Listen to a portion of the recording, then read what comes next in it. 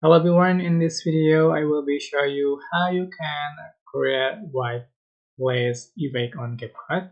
And here I am using CapCut for PC and I have been added this picture and just going to add the white background and make it short and then just merge it.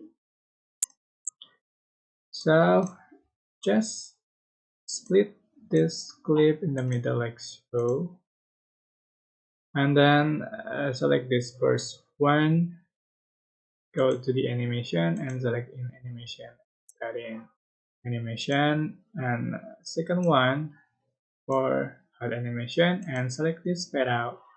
So just select this clip and you can copy paste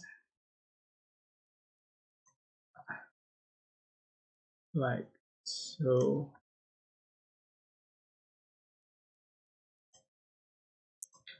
So here we go.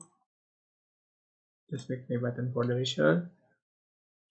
Okay, this tutorial is very simple, but I hope it was helpful for you. Don't forget to click like, comment, share, and also subscribe. And if you have any question, leave it in the comment section down below. And you can click thanks button for appreciating your thing. Thank you so much for watching. Bye.